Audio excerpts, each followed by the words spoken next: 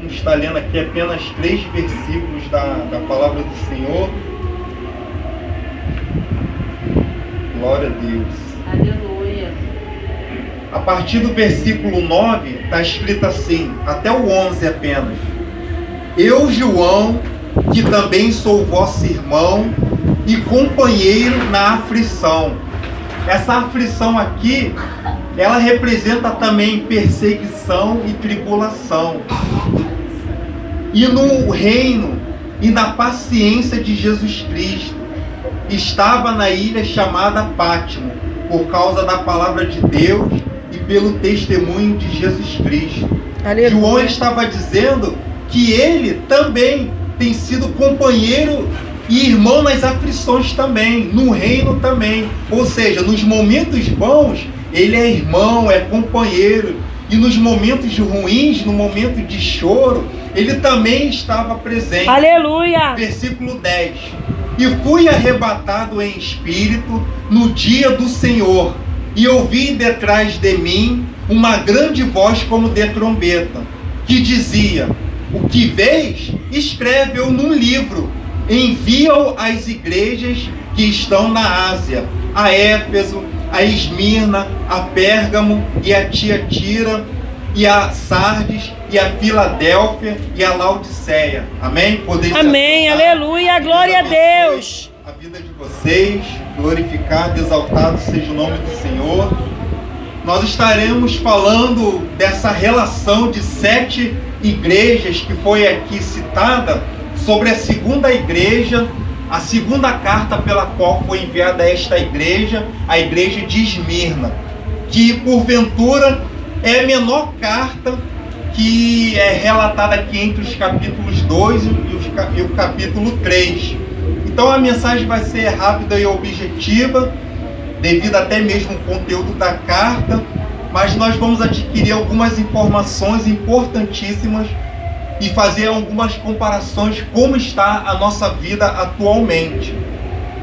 E já para iniciar isto, segundo os estudiosos, segundo o estudo da palavra de Deus, não somente o que está registrado na Bíblia Sagrada, como também num contexto externo, se referindo à história, nós vamos adquirir informações em relação a essas 7 cartas, a essas 7 igrejas, porque é ministrado que essas 7 igrejas, elas fazem parte de determinadas épocas que ocorreu no decorrer da história, onde se iniciou através da igreja primitiva, onde houve o domínio do Império Romano.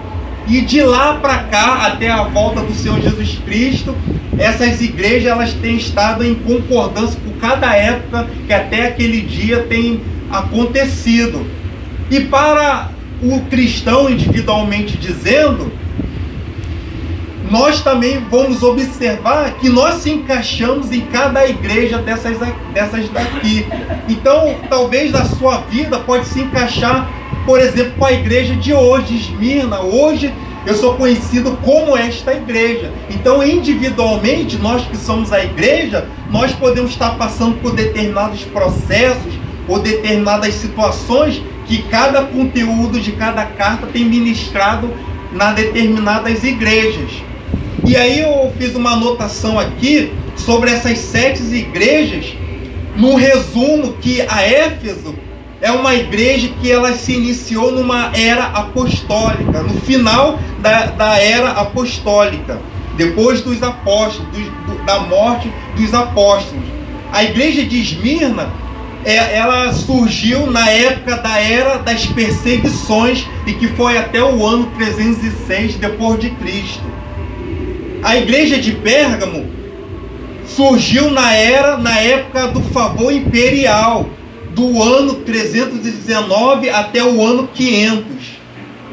A igreja de Tiatira, a igreja é chamada da Era Negra, uma situação também muito conturbada, do ano 500 ao ano 1500. A igreja de Sardes é a igreja do tempo das reformas, de 1500 a 1700. A Filadélfia é a igreja da era das missões modernas, 1700 a 1900 depois de Cristo. E a igreja de Laodiceia é a igreja da era apóstata, ou seja, da negação de fé, uma igreja morna, uma geração que tem se desviado dos princípios bíblicos, que vai de 1900 até a volta de Jesus, e nós não sabemos quando ele irá voltar. Aleluia! Mas esses são alguns resumos do que essas eras elas tratam acerca dessas igrejas.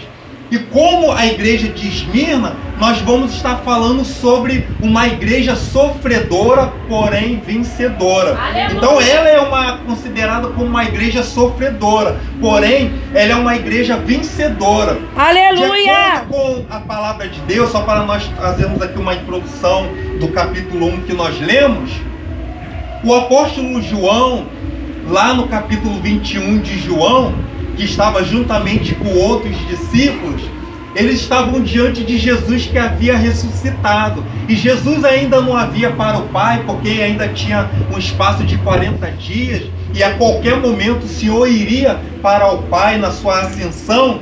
Mas teve um momento que o Senhor ele chegou para Pedro e disse o seguinte: Pedro, apacenta as minhas ovelhas. Ou seja, o Senhor estava demonstrando o chamado que lá atrás ele já havia falado com o seu servo. Eu quero não somente te chamar para que você venha ser pescadores de peixe, mas eu quero te usar para que futuramente você venha ser pescadores de alma. Aleluia! Então você vai ser tratado e no tempo determinado você vai começar a pregar a minha palavra e almas vão se converter. E foi isso que aconteceu. Pedro, ele pregou a palavra de Deus e nós vamos observar que no início da igreja primitiva muitas almas se converteram. Num momento era 3.000, no outro momento era 5.000, e até para os católicos ele foi conhecido como o primeiro Papa. Só que para o chamado do apóstolo Pedro, o apóstolo Pedro ele sabia que ele iria morrer. Só que o Senhor Jesus Cristo deixou bem claro que a morte dele, seria para glorificar a Deus. Mas é interessante que aquele discípulo amado, aquele discípulo que era visto como o mais íntimo, aquele que se achegava a Jesus, reclinava sua cabeça em seu peito e fazia perguntas e tinha uma intimidade muito profunda com o Senhor, Pedro ele teve essa curiosidade, despertou nele essa curiosidade para poder saber qual era o chamado que o Senhor iria ter com o seu servo João. E quando o Senhor Jesus Cristo lhe respondeu, ele falou o seguinte: que importa que ele fique até que eu venha, mas contigo eu vou ter outro negócio, não importa a você a saber isto. Então com cada um eu vou tratar de forma diferente, e não é diferente no nosso meio, cada um aqui tem um chamado específico, e nós precisamos, como a igreja do Senhor, nos organizar para melhor poder estar fazendo a obra de Deus em comum acordo, em coletivo. Aleluia. Mas para João, interessante que o Senhor ele falou: importa que ele fique até que eu venha. Mas como que seria isso? Se o Senhor Jesus Cristo ele já estava prestes a ir para o Pai, então quando que ele viria novamente? É o que nós estamos aguardando, o retorno dele. Então Jesus ainda ele não veio. Então como que Jesus está dizendo até que ele venha? Então para Pedro e até para mim, eu entendi que o Senhor Jesus Cristo então estava falando que João não iria morrer, porque Pedro entendeu dessa maneira. E foi aí que Pedro então começou a anunciar aos seus irmãos dizendo: então olha, Jesus está falando que João não vai morrer, que ele vai ficar vivo. E Jesus chegou para Pedro e falou: não foi isso que eu falei, eu não disse que ele não vai morrer, eu disse que importa que ele fique até que eu venha, o que te importa a ti. E o que Jesus falou de fato se cumpriu, de fato aconteceu. Quando nós lemos o capítulo 1 de Apocalipse, nós vamos observar que de fato o Senhor Jesus Cristo veio para João, porque João ele foi o último apóstolo a morrer. O que aconteceu com João? João ele não viu a morte, ele não morreu, não. João ele morreu. Ele morreu na ilha de Patmos. Só que foi na ilha de Patmos que ele teve as revelações do Apocalipse no ano entre 95 a 96 depois de Cristo. João, ele nasceu no ano 9 depois de Cristo, e com 94 ele morreu no ano 103.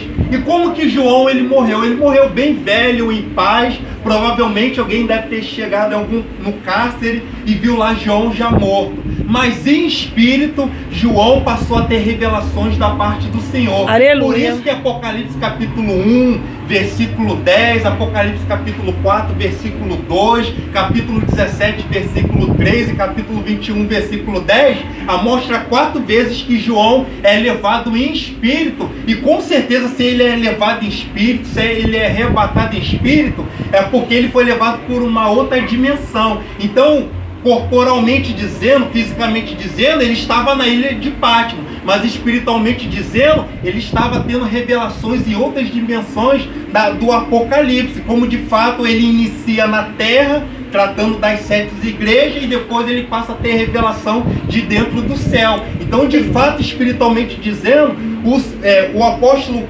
João, ele teve um encontro com o Senhor Deus, e ele de fato não viu a morte espiritualmente dizendo, porque quando nós morremos, as pessoas que morreram em Cristo estão aguardando aquele grande dia para poder estar ressuscitando no dia determinado. Morreu, segue-se o juízo. Mas o apóstolo João, ele só morreu no físico, mas no espiritual ele não ficou descansando, dormindo, mas no espiritual ele já estava bem vivo, já em atividade, tendo revelações do Apocalipse.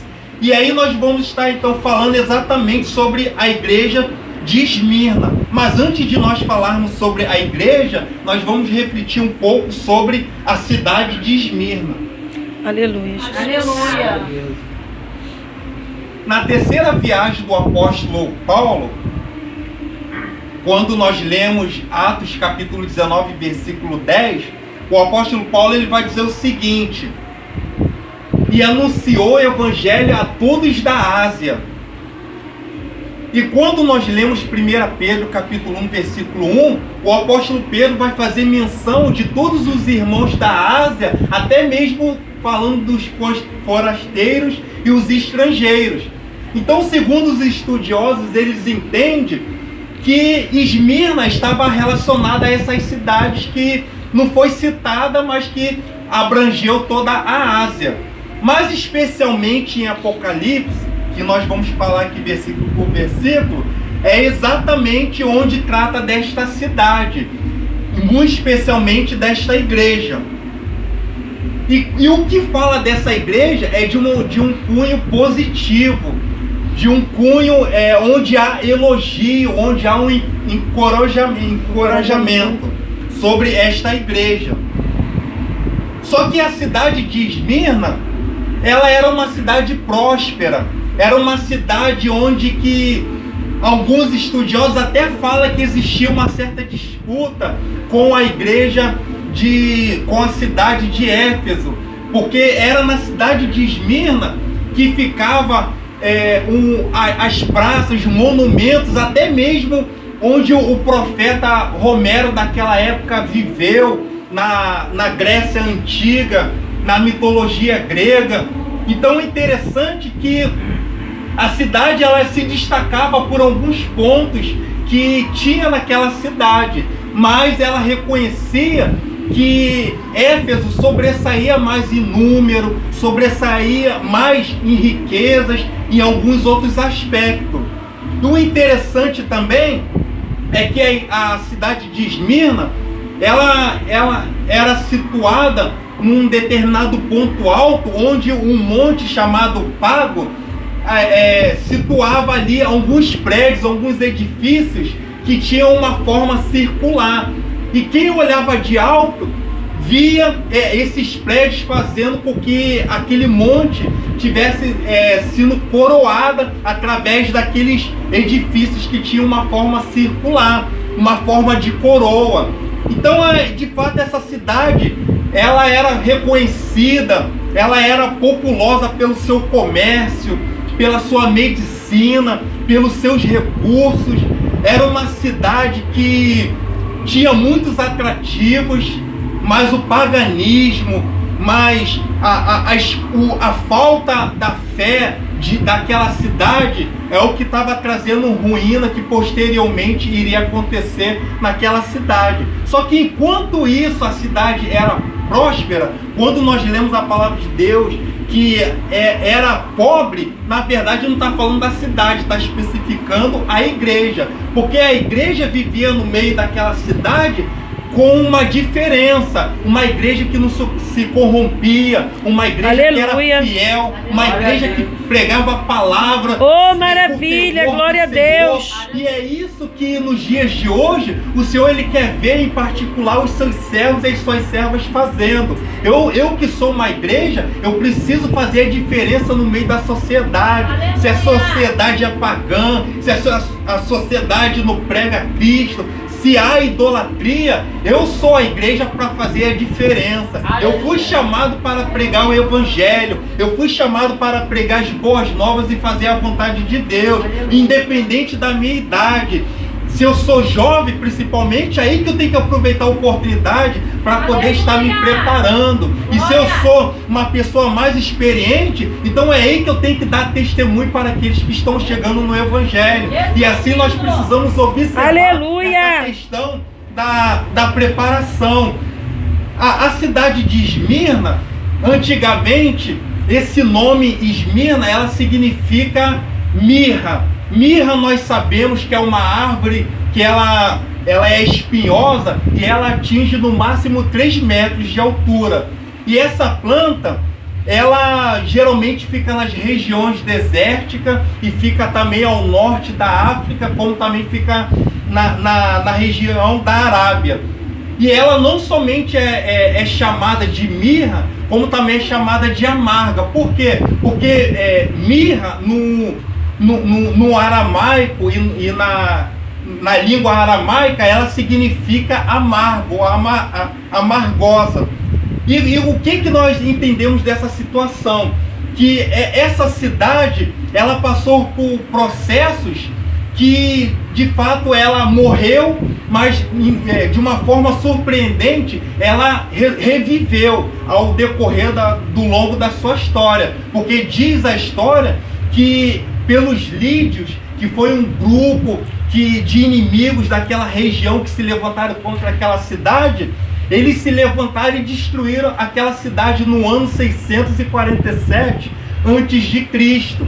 E a cidade passou por esse processo, porque a mirra, nós sabemos que até os evangelhos vai citar em 3 passagens, como por exemplo, nós aprendemos sobre o nascimento de Cristo, que até quando o menino Jesus foi levado, os magos lá, né, levaram presente para Jesus, inclusive levaram mirra. E o que é mirra? É um perfume caríssimo e preciosíssimo e muito cheiroso.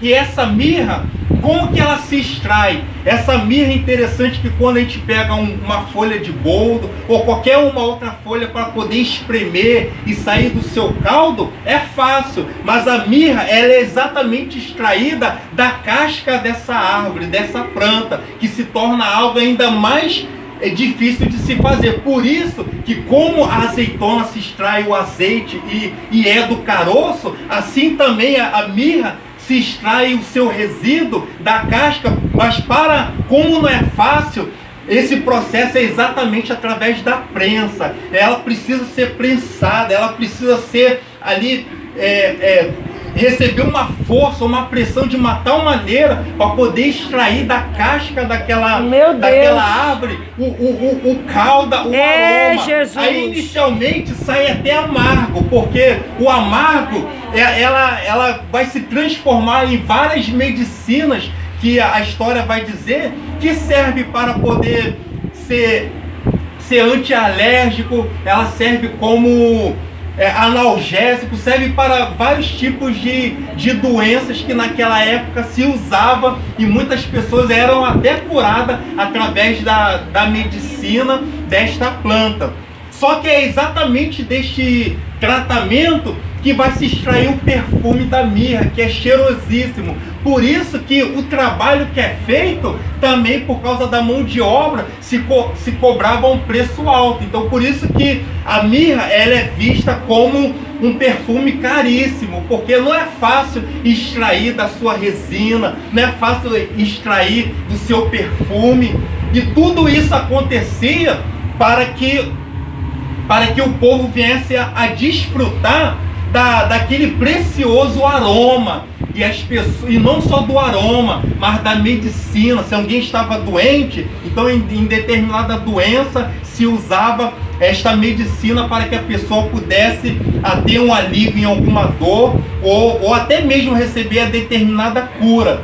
Então a cidade de Esmirna, ela é conhecida como mirra, ou seja, aquela cidade que passou por uma prensa, que passou por uma perseguição, mas não uma perseguição religiosa, e sim a questão política, entre outros assuntos.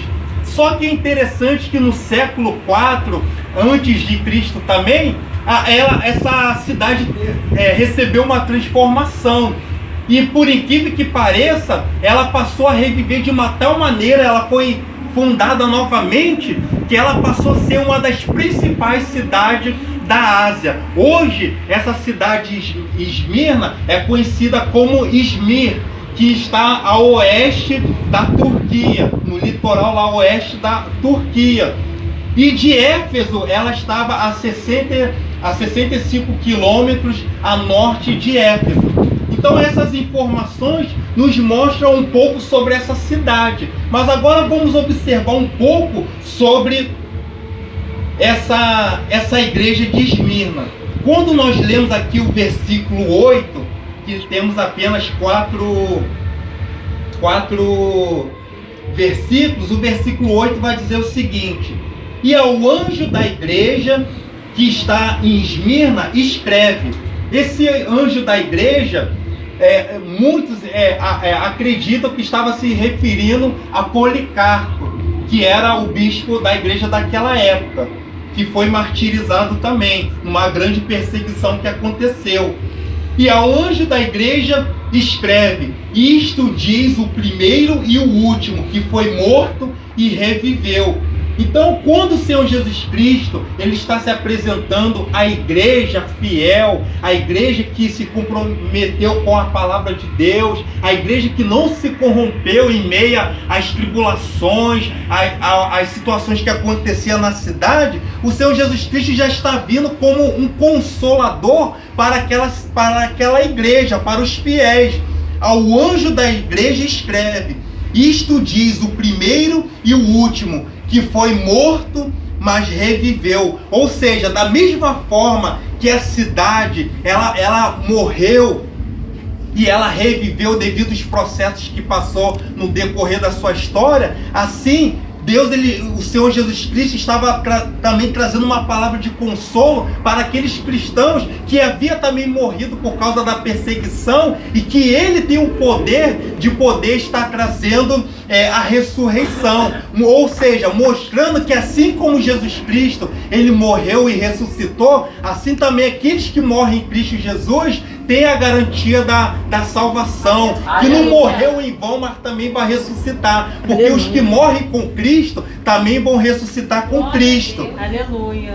E vocês vão observar que quando Jesus, ele veio para João, mas veio glorificado, e ele se apresenta para João, vocês vão observar que as características que se fala de Jesus, o Jesus, ele vai falar cada particularidade no início de cada carta. E quando nós lemos que Jesus, ele fala: eu sou o primeiro e o último, que fui morto e reviveu, nós lemos aqui no versículo 17 e 18, que está escrito, do capítulo 1: e eu, quando o ouvi, caí aos seus pés como morto, e ele pôs sobre mim a sua destra, dizendo: não temas. Já foi falado aqui nesta noite. Aleluia. Eu sou o primeiro e o último. Aleluia. O que vive. Aleluia. Morto, mas eis que estou vivo para todo sempre. Glória. Amém. E tem as chaves da morte e do inferno. Ou seja, a morte, ela não teve o poder de operar sobre a minha vida.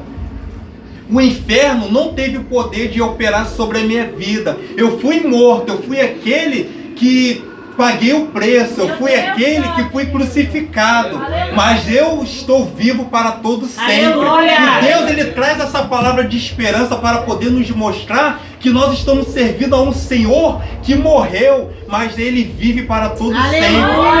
Por isso que quem está em Cristo e tem vida, por isso que ele falou, eu sou a vida, eu tenho vida em abundância. Jesus fala o tempo todo sobre vida. Então, da mesma forma que essa esperança ele está tendo um particular aqui com o seu servo João, que viu os seus antepassados morrerem. João, por isso que ele inicia relatando que eu sou o seu irmão e companheiro nas aflições e no reino e na paciência de Jesus Cristo, porque eu estava na ilha de Pátimo. Ou seja, ele sabia que na ilha de Pátimo, posteriormente, ele iria ser executado. Mas é claro que, independente de qualquer coisa, como aconteceu a vida dele, ele foi arrebatado antes para que ele não passasse por processo de martírio, porque ele iria ser martirizado quando ele foi jogado no caldeirão ardente em azeite. Só que isso nada lhe aconteceu o dano, então ele foi levado para posteriormente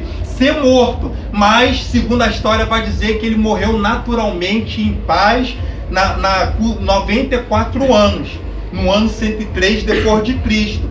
Então Jesus falou para ele. Então, da mesma forma que Jesus se apresenta ao seu servo, é uma representação à igreja de Esmirna, que é os fiéis, é o mesmo Senhor que é o primeiro e o último. Aleluia! O primeiro e o último, ele representa a eternidade de Cristo. Meu o primeiro Deus. E o último está relacionado à primeira letra do alfabeto grego e à última letra do alfabeto grego, porque depois em outras passagens vai falar que ele é o alfa e o ômega, o princípio e o fim. Aleluia. O primeiro e o último, aleluia. O primeiro e o derradeiro. Então essas informações é Jesus mostrando a sua eternidade. E aqueles que estão com Cristo vão viver também eternamente. E ele foi morto, mas reviveu. Quando eu estava lendo esses 4 versículos, eu observei que não apenas uma promessa foi feita, como em todas as cartas, o Senhor Jesus Cristo ele faz promessas, mas 3 promessas o Senhor ele fez nesta carta. E a primeira foi exatamente esta, que aqueles que morreram vão ressuscitar, porque assim como eu fui morto, eu revivi. Aí o versículo 9 vai dizer: eu sei as tuas obras, e tribulações, e pobreza. Agora está dizendo aqui pobreza, mas nós não estávamos falando de uma cidade próspera? Sim, a cidade era próspera, mas os fiéis, a igreja, estava passando por uma situação difícil, onde ele estava vivendo uma pobreza nas suas condições, materialmente dizendo. E segundo a história vai dizer que o motivo pela qual eles estavam passando por esse processo, vamos até dizer assim, momentaneamente, é porque foi por causa da sua fé, porque era inevitável que eles não passassem por tribulações, porque as tribulações que eles passaram foi de cunho externo e interno. De cunho externo foi os judeus que perseguiam o cristianismo.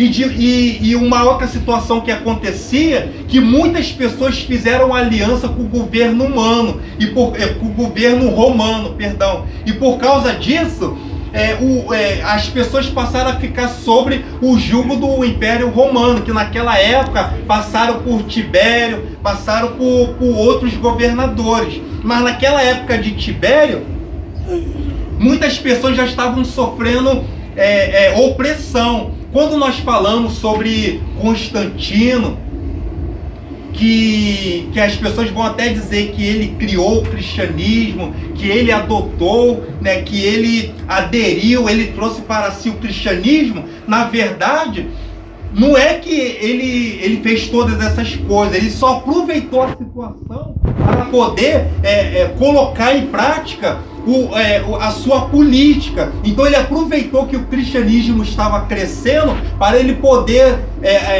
se ajuntar àquele cristianismo e começar a aproveitar do processo do crescimento, para ele poder crescer junto e ficar por trás daquelas situações. Mas na verdade, o cristianismo ele cresceu por causa da fé e da perseverança dos apóstolos e da promessa que o Senhor Jesus Cristo havia feito do derramado do Espírito Santo. Aleluia. Então houve muitas evidências, muitas coisas aconteceram, só que foi exatamente através do governo romano que as pessoas, o cristianismo passou a receber perseguição. Então não foi diferente da igreja de Esmirna.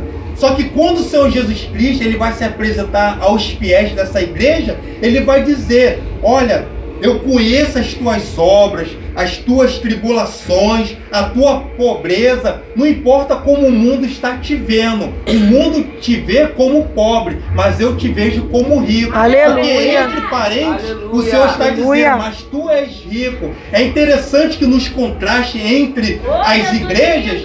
Interessante que a igreja de Laodiceia é o contrário. Eles tinham fama de rico, mas na verdade estavam mortos. Aqui é o contrário. Eles eram estavam até pobres espiritualmente, mas materialmente, mas estavam ricos espiritualmente. Aleluia. Ou seja, nós que somos fiéis, às vezes aos olhos da sociedade, nós passamos até por situações que as pessoas nos veem de uma maneira negativa, têm determinados pensamentos acerca da nossa vida. Mas o que importa é o que Deus ele pensa das nossas vidas. Aleluia! O que Deus pensa da nossa vida é que nós somos mais do que vencedores. Glória! É que nós temos o chamado, é que nós temos a marca da promessa, é que nós estamos ricos espiritualmente, e isso que importa. O interessante é que o sábio Salomão ele vai até dizer que o que importa não é o princípio das coisas, e sim o final das coisas. Então é isso que importa. Então tudo que nós fazemos na nossa caminhada com Cristo não está sendo em vão, porque na verdade tudo está sendo creditado lá no céu. E Deus ele está tendo uns pensamentos favoráveis acerca da nossa vida. Então, momentaneamente, você pode estar passando até por um processo difícil, mas isso não quer dizer que Deus está pensando de uma maneira diferente como a sociedade ela tem pensado. E continua dizendo o seguinte: e a blasfêmia dos que se dizem judeus e não são, mas são a sinagoga de Satanás. Meu Deus! Então, o que a palavra de Deus vai dizer corrobora com o que a igreja de Éfeso também estava passando. Que havia judeus que não estavam se comprometendo com a palavra de Deus. Pelo contrário, estava perseguindo. Por isso que nós falamos que a perseguição desta igreja foi tanto externo como externo, porque infelizmente no meio do povo estava havendo perseguição. Pessoas que se diziam ser judeus e não eram. E eles queriam até mesmo mostrar como dar uma ênfase de uma linhagem de Abraão, mas eles não estavam vivendo debaixo das promessas que havia sido feita no passado. Eu gostaria de ler rapidamente aqui em João, no capítulo 8, com a igreja. Aleluia. João, capítulo 8, nós vamos ler aqui alguns versículos, o que mostra esses falsos judeus, essas falsas pessoas que dizem ser cristã, mas na verdade está perseguindo os próprios irmãos. Eita Deus! E como que acontecem essas perseguições?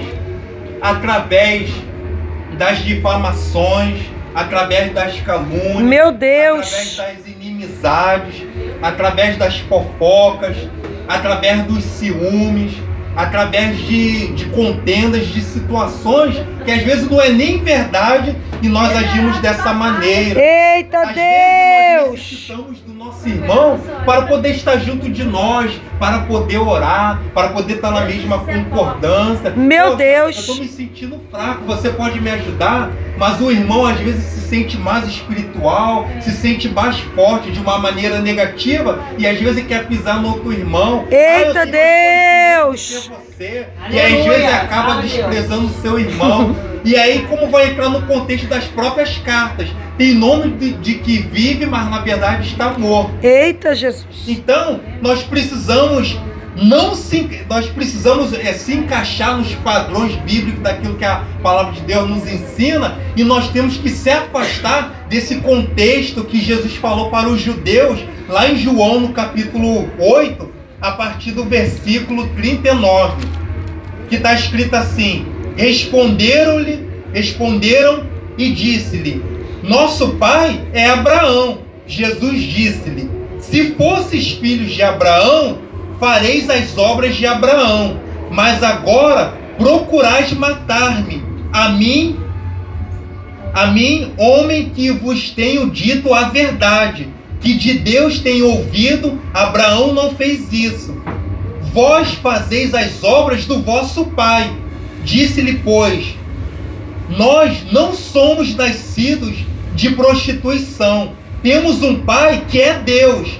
Disse-lhe Jesus: se vós fosses de Deus, fosse do Pai, certamente me amarias. Meu Deus. Mas porque vocês não vêm de Deus e não vêm de mim mesmo, eles não vos enviou. Aí o versículo 43: porque não entendeis a minha linguagem, porque não podereis ouvir a minha palavra. Aí Jesus vai mostrar numa palavra dura, na verdade, de quem eles são filhos. Meu Deus. Vós tendes por pai ao diabo, e quereis satisfazer os desejos do vosso pai. Ele foi homicida desde o princípio e não se firmou na verdade, porque não há verdade nele. Quando ele profere mentira, fala do que lhe é próprio, porque é mentiroso e pai da mentira. Mas porque vos digo a verdade, não me credes. Quem dentre vós me convence do pecado? E se vos digo a verdade, por que não credes? Quem é de Deus, escuta as palavras de Deus. Por isso vós não as escutais, porque não sois de Deus. Meu Deus! Então não adianta a gente querer se enganar. Se a gente persegue o nosso irmão e tendo conhecimento da palavra de Deus, se a gente não se compromete com a verdade, nós não somos de Deus, porque não existe meio termo. Meu Deus! Nós precisamos pagar o preço junto, nós precisamos ser uma igreja fiel. Não adianta a gente colocar um fardo pesado numa liderança, numa determinada pessoa e falar: já está pagando o preço, então eu não preciso pagar. Porque às vezes as pessoas, além de não cooperar, a pessoa ainda não ajuda, a pessoa ainda atrapalha. Então nós precisamos observar essas questões. E quando o Jesus ele vai usar esse termo, sinagoga de Satanás, porque são pessoas que estão operando segundo a mentira, segundo o erro, né, do inimigo. E é o que exatamente a igreja de Éfeso, Jesus ele falou, que achastes mentirosos. Porque na verdade essas pessoas que fazem parte da sinagoga de Satanás, não tem como haver verdade. E na continuação, Jesus ele vai dizer no versículo 10, já estamos terminando: nada temais das coisas que há de padecer. Eis que o diabo lançará algum de vós na prisão, para que sejais tentado. E tereis uma tribulação de 10 dias. Ser fiel até aleluia! A morte, glória a Deus! a coroa da vida. Aleluia! Quando Jesus, ele glória, glória, glória! Ele está dizendo o tempo todo, desde o início do culto, que ele começou a falar para a nossa vida: não temas, lá em Isaías no capítulo 43. E quando Jesus ele está falando que vai ser necessário, que há um período de 10 dias, esses 10 dias, na verdade, é um curto período, mas é um período completo, de que o povo de fato iria passar por uma determinada tribulação e que eles iriam padecer. Então Jesus ele está trazendo uma palavra para poder dizer o seguinte: mas fica firme, não desista, seja fiel até a morte, porque vocês vão ser recompensados. Aleluia. Vocês vão receber a coroa da vida. Aleluia! Muitas pessoas davam ênfase naquela cidade onde ocorria os jogos lá nas arenas. Muitas pessoas davam ênfase nos jogos onde as pessoas eram premiadas com as coroas corruptíveis. Muitas pessoas ficavam maravilhadas por aqueles prédios que tinham volta de coroa, tinha formato de coroa, e que como um diadema coroava aquele monte chamado Pago, e as pessoas se gloriavam por causa disso. Mas Jesus ele está dizendo: ao que vencer não vai receber algo corruptível, não vai receber algo que está aqui na terra que vai ser destruído, mas vai receber uma coroa muito melhor, que é a coroa da vida. Aleluia! Então era isso que Jesus estava ensinando. Então Jesus ele vai trazer a mesma ideia do que estava acontecendo naquela cidade, para que o povo pudesse ter a esperança do que o Senhor Jesus Cristo na verdade queria fazer na vida daquele povo. E de fato, muitas pessoas iriam ser perseguidas, muitas pessoas iriam morrer. Literalmente está falando de uma prisão onde nessa época, no ano 153 depois de Cristo, o bispo dessa igreja, Policarpo, ele de fato foi martirizado, ele foi posto à sua fé, mas ele não negou a Jesus. Meu Deus! Então, todas essas coisas que aconteceram, de fato, foi uma tribulação que aconteceu nesta cidade, muito especialmente nesta igreja. Só que, enquanto essa tribulação acontecia, Jesus Cristo ele esteve o tempo todo com aqueles fiéis. Então, quando nós passamos por alguma tribulação, alguma perseguição, que denota a palavra aflição, onde o próprio Jesus Cristo falou que no mundo tereis aflição, porque todas essas coisas que nós citamos aqui faz parte de uma aflição na alma, no corpo, sabe? Situações adversas que nós passamos. Mas o Senhor Jesus Cristo sempre ele vai vir com encorajamento. Então nós podemos observar que essa foi a segunda promessa nessa carta, a coroa da vida. Ou seja, a recompensa que eu tenho para os fiéis não está limitado a esta terra, mas os fiéis, ainda que venham a ser honrados nesta terra, mas a honra maior eu tenho lá no céu. Aleluia! Então a coroa da vitória é a coroa da vida, que vai estar lá na glória eternamente. Aleluia! No versículo 11, nós vamos observar a terceira promessa, que diz o seguinte: quem tem ouvidos, ouça o que o Espírito diz às igrejas. Então isso vai se repetir em todas as cartas, dando uma ênfase da importância que nós precisamos dar ouvido à palavra de Deus. Meu Deus! A palavra de Deus. O que Deus está te ensinando nesta noite? Será se a sua vida em particular está se encaixando com a igreja de Esmirna, sabe, como um cristão que está sofrendo alguma perseguição? Será se de fato você está sendo fiel em meio às perseguições? Então é isso que a palavra de Deus ela vai nos confrontar, vai fazer com que nós venhamos estar reflexivos. E aí ele vai dizer o seguinte: o que vencer não receberá o dano da segunda morte. E quando ele está usando aqui a segunda morte, ele está se referindo ao tormento, ao inferno eterno. Então a segunda morte, ela só é citada aqui em Apocalipse, como nós lemos aqui, e também lá no capítulo 20 e no capítulo 21. E como nós já estamos aqui em Apocalipse, eu só gostaria de ler o versículo 8 do capítulo 21 de Apocalipse, sobre essa segunda morte. Só um pequeno detalhe. Aleluia. Aleluia, Deus Todo-Poderoso. Que diz o seguinte, versículo 8: mas quanto aos tímidos e aos incrédulos e aos abomináveis e aos homicidas e aos fornicadores e aos feiticeiros e aos idólatras e a todos os mentirosos, isso engloba todos aqueles judeus que estavam sendo mentirosos, todos esses perseguidores, a sua parte será no lago de fogo e enxofre, Meu que é a Deus! segunda morte.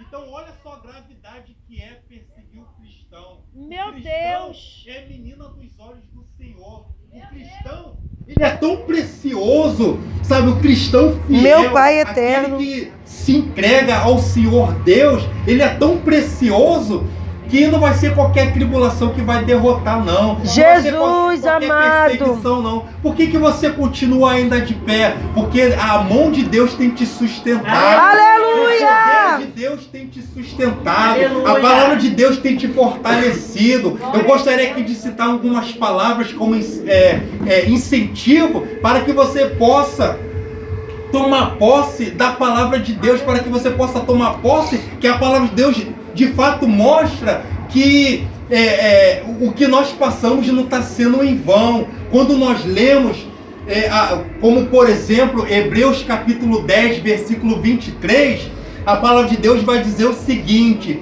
retenhamos firmes a confissão da nossa esperança, porque fiel é o que prometeu. Aleluia!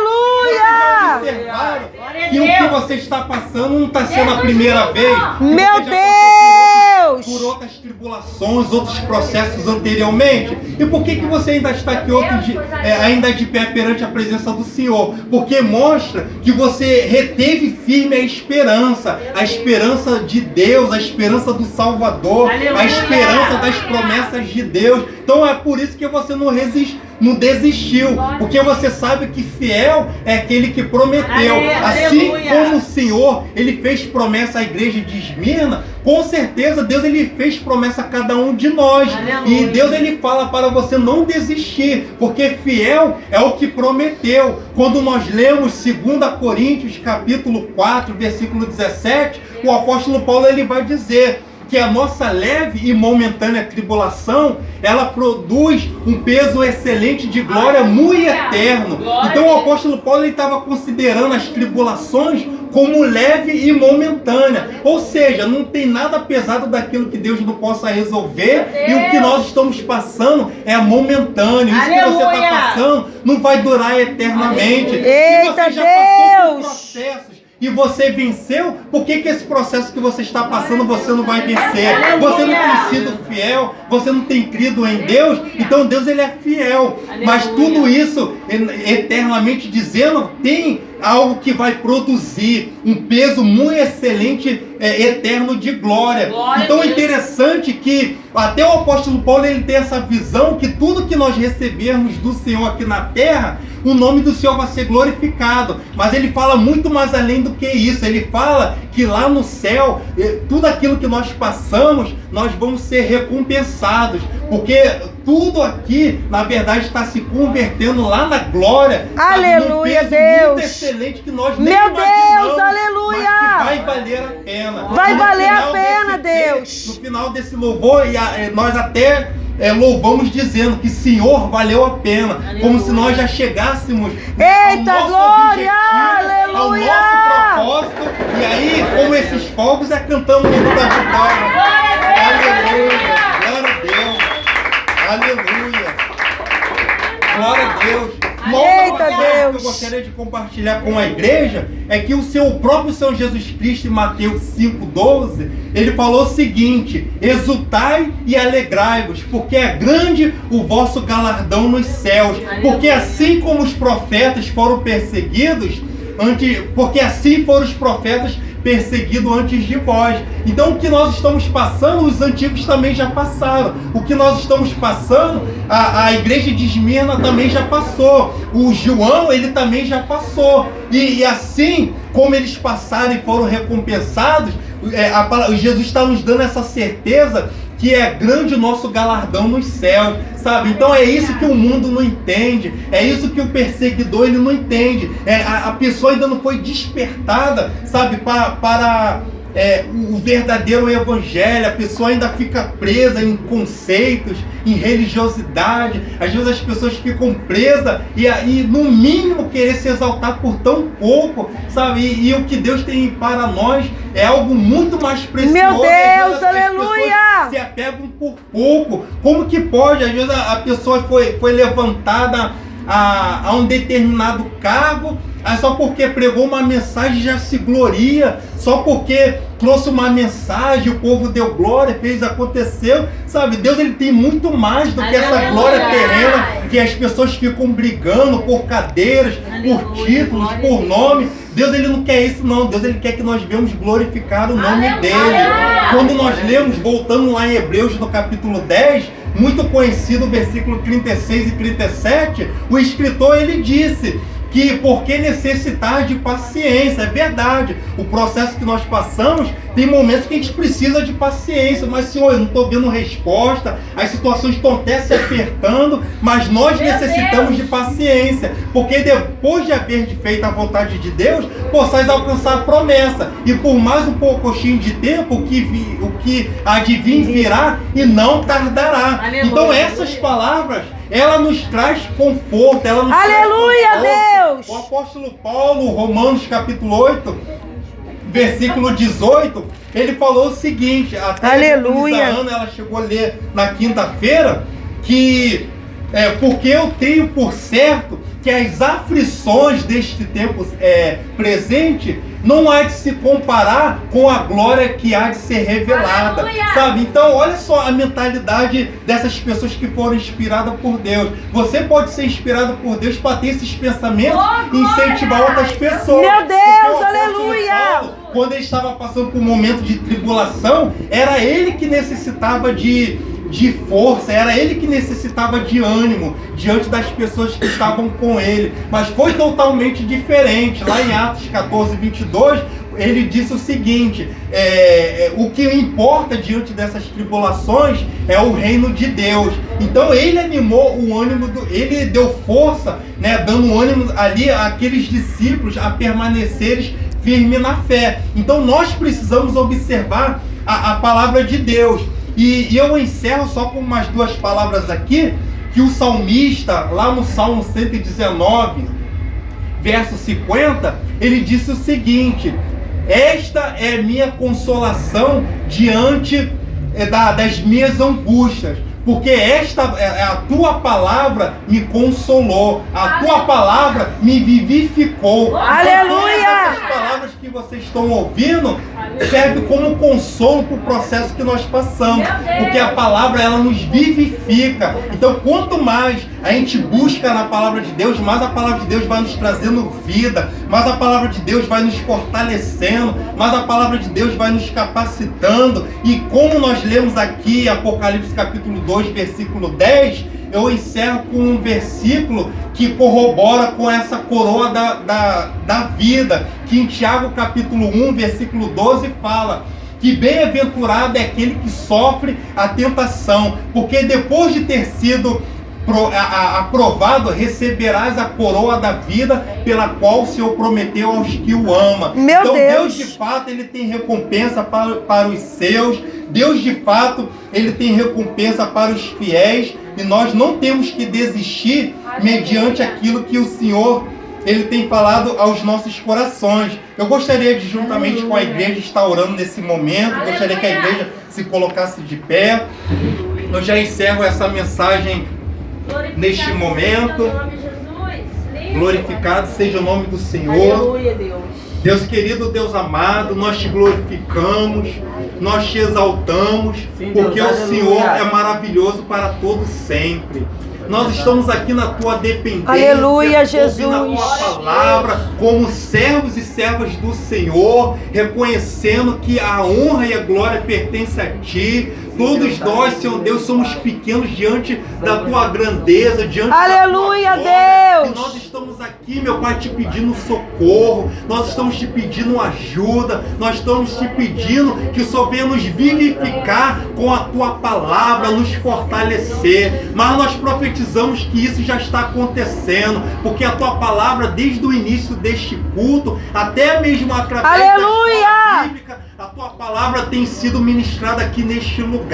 Então, muito obrigado, Deus Todo-Poderoso. Toma as nossas vidas em tuas mãos. Nós temos, meu Pai, a plena certeza pela fé que a tua palavra, ela está sendo direcionada para as nossas vidas, e pela nossa fé, até aqueles que nós mencionamos, entregando nas tuas mãos, o Senhor está visitando, Aleluia. o Senhor está trazendo cura, o Senhor está trazendo Oh, Deus, vida, aleluia. o Senhor está trazendo libertação. Glória. Pessoas, Deus Todo-Poderoso, estão saindo das cadeias, pessoas nesse momento Oh, estão Jesus. sendo libertas, Glória a pessoas Deus, nesse aleluia. momento estão sendo curadas. Com certeza, Deus, enquanto aleluia. a igreja está aqui reunida, Senhor Deus, o Senhor está dando vitória. Enquanto a igreja estava reunida no passado, Pedro estava tendo a libertação, Pedro Meu estava Deus! recebendo vitória. Então esta noite é uma noite profética, porque diante da nossa vista, milagres estão acontecendo. E no momento certo nós vamos glorificar o teu nome e até mesmo dizer: Senhor, valeu a pena. Meu E foi tão Deus! rápido que eu nem senti a tribulação. Porque Deus Todo-Poderoso é como uma mulher que dá luz a um filho. Quando ela está em dores de parto, ela tem até um pouco de angústia, mas depois que ela tem um filho, ela se esquece da dor que ela teve no Meu parto. Deus, pela alegria aleluia. do nascimento do filho. Assim é a vitória que o Senhor tem reservado na vida de cada um dos teus servos. Então nos ajuda, Senhor Deus, nos capacita, porque nós necessitamos de Glória Ti. a Deus. Nós não queremos sair da Tua presença, nós não queremos ser soberbos, orgulhosos, mas nós queremos ser cada vez mais humildes. Amém, e Deus. simples na Tua presença, para que a Sua misericórdia sempre possa estar debaixo das nossas vidas. Pai, eu quero Te agradecer por essa oportunidade. Muito obrigado. Assim nós Te oramos e já Te agradecemos em nome de Jesus. Amém. Graças a Deus. Glória! Aleluia!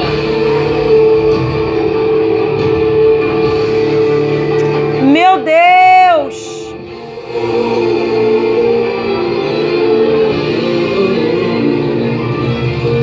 Igreja, Ele